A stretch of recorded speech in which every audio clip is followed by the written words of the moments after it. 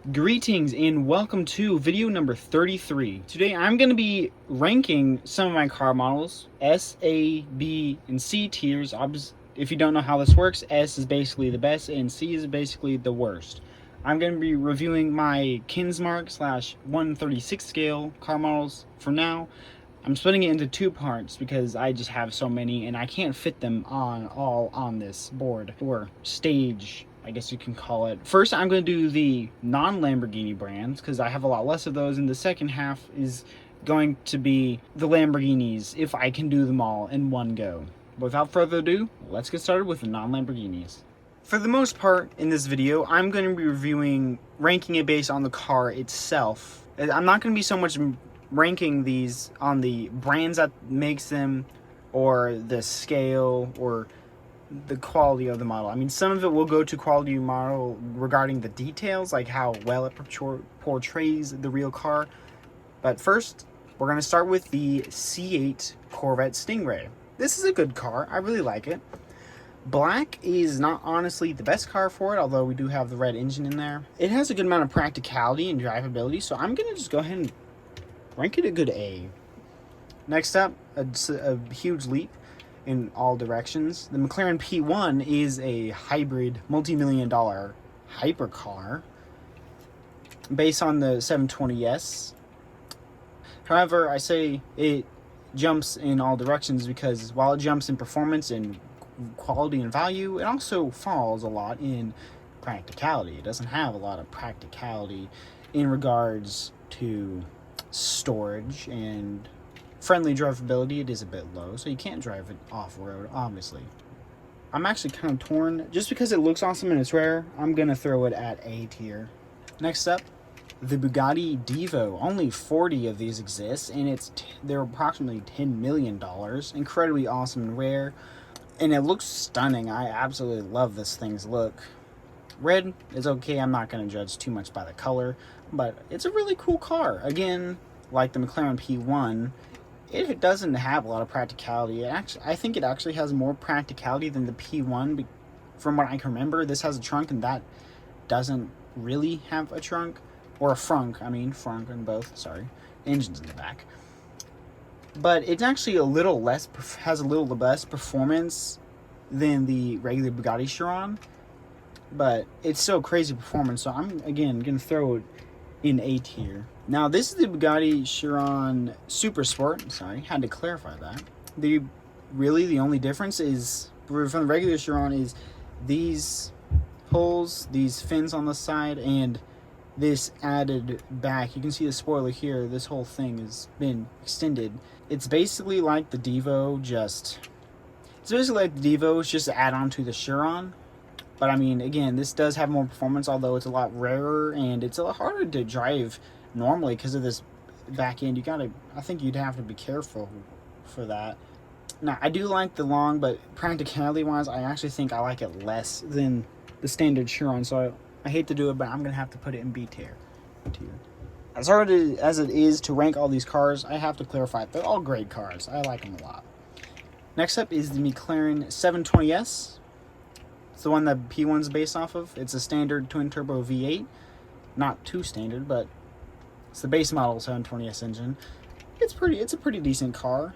Not too crazy, not boring. I don't have a lot of strong feelings to this. It's a normal car. I forgot to mention that these have regular doors. This also has butterfly wing doors. This does too. But overall, it's kind of like the P1, just a lot of performance and not a lot of practicality, so I'm going to put it in B tier. And next up is the Pagani Huayra BC. Now this thing is crazy expensive. Not Divo expensive, but it's still $3 million and up, if anything.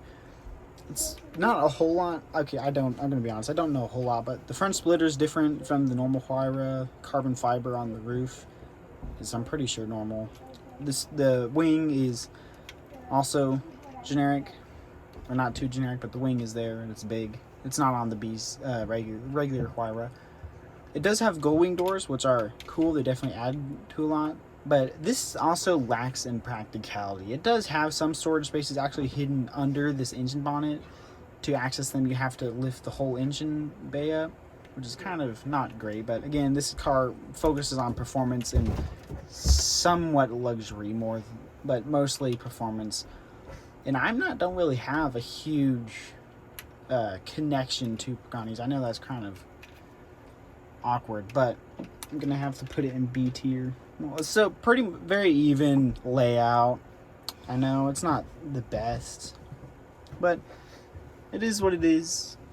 But now we can move on to the Lamborghini tier list.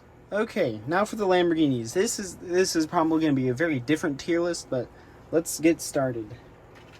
First up is the Lamborghini Gallardo, or Gallardo. I'm pretty sure it's pronounced Gallardo. This is pretty much the Lamborghini's first. It's the basic V10 from Lamborghini. Pretty old. These are actually the cheapest Lamborghinis you can buy for around $100,000, but it is old. They of course no longer make them. It does have some practicality. It has a good frunk. This yellow I'm not a big fan of, but I'm not going to judge that.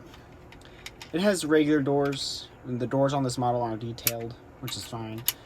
But overall, it's kind of a basic Lamborghini. I don't really like it all that much, to be honest, so I'm going to put it in B tier. Another old car. This is the Lamborghini Murcielago. Again, not sure on the pronunciation. Everyone says it different. Seems to say it a different way. But this is the V12 that was before the Lamborghini Aventador, which is now outdated, replaced with the new Lamborghini Revuelto. But it has a good orange. Does have the good straight up scissor doors, which definitely adds to it.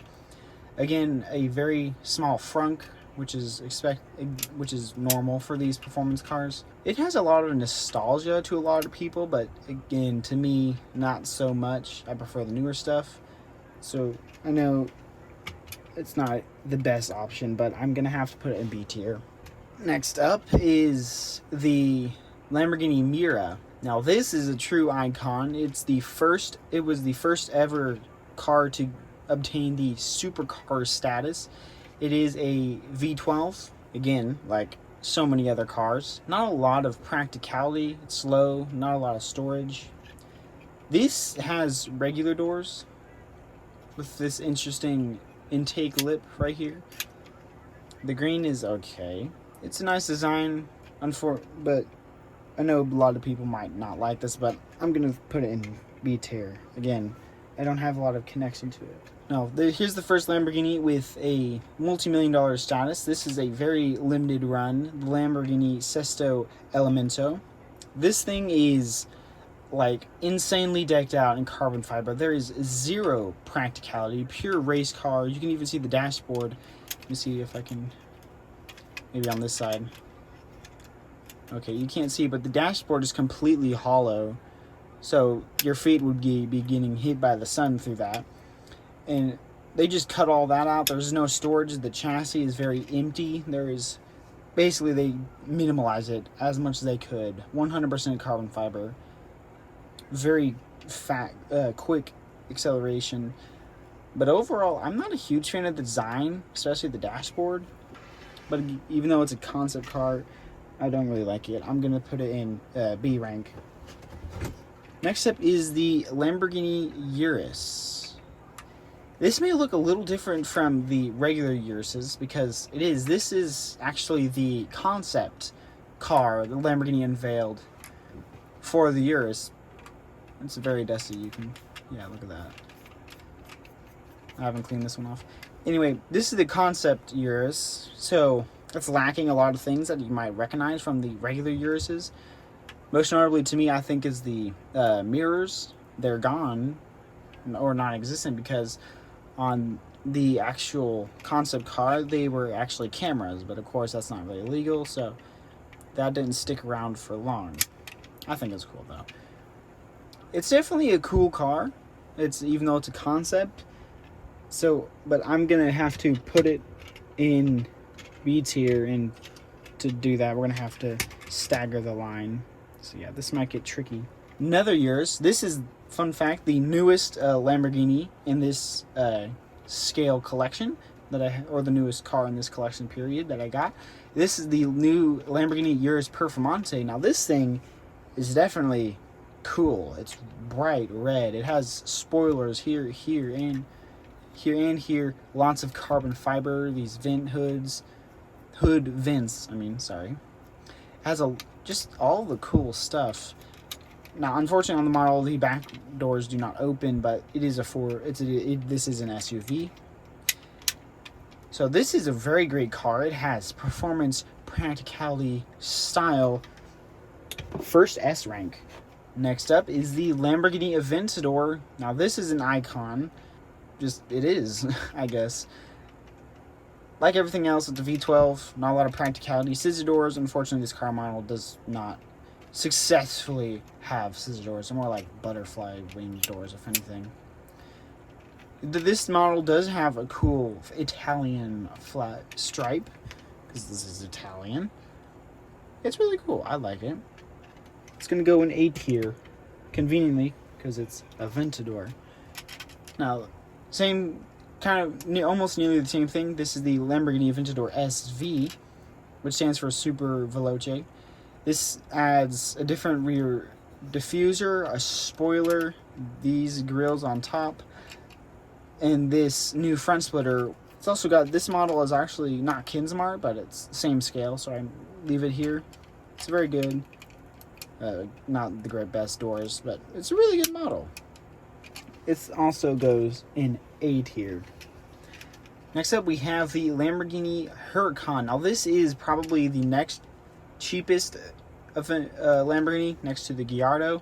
It is the next generation V10. It is, at the time of this video, it's currently going out. It's about to be dropped out of production and replaced. But anyway, this is a very good car. It has a decent amount of practicality, a larger frunk, and for the performance, much more affordability, and the style, I'm going to throw it in A tier. But now we get to the good stuff. Here is the Lamborghini Centenario. Now, like the blue one, this isn't actually a Kinsmart model, but I needed a Centenario in my collection, so I bought this one. It's a little cheaper, but it works. Favorite part, it actually has windows on the doors, which just adds to the look.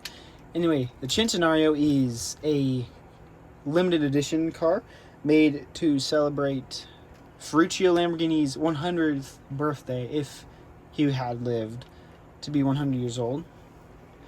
Very few numbers were made. It has very nice, cool bladed rims, a ginormous rear diffuser, very narrow taillights, small headlights, a great diffuser. The camera's not focusing. This specific model has a really nice black roof. I really like that. So I'm going to put it in A tier. Next up is the modern limited edition Lamborghini Countach. This has the same drive chain as the Lamborghini Sian, a V12 with a superconductor hybrid system. It has all sorts of details, like these fins right here and the rims, and just the overall wedge shape that the Centenario was known for. Even the three taillights are the same. But we have this really cool diffuser that sticks out, Sian-inspired taillights, very cool rear profile and front profile, very narrow. There you can see it says Countach right here. I'm gonna put that in S tier because that one looks really cool. Next up, the Lamborghini Veneno. People dub it or nicknamed it the automotive unicorn just because it's so special and rare. I hope I'm remembering this right. This is the car that Lamborghini made for their FIWAF limited edition run. I forgot to mention, but the Centenario, modern Countach, and this are multi-million-dollar cars, especially this one. This is upward of $8 million, just because it's so rare and sought after. This thing has unparalleled design. The engine, the engine bay, the crazy headlights and front splitter, just every angle is so cool. It does have the standard Aventador drivetrain. I forgot to mention that with the Centenario as well. And this has to go in S tier. That's just where it belongs. But the last one is the Lamborghini Sian, a personal favorite. It just has everything I like from a Lamborghini, except practicality, of course, and affordability. This is also like $3 million and up. This is the first hybrid Lamborghini has made. It came before the Countach. Has a very nice window, just like the window the Countach also has. It is tintable, electrochromatic. Has this very cool intake, fins, taillights, active spoiler, headlights design. Again, this just belongs in S tier. We do have a bonus car. This is a race car version of a Lamborghini Huracan. It's pure race car, basically unbuyable to any normal individual, and of course, absolutely zero practicality. C rank. Okay, that video was a little longer than I would have hoped, but I hope you enjoyed. Thank you for watching. If you've made it this far, make sure you like and subscribe if you enjoy and want to stay updated. Click the bell if people still do that. And I shall return.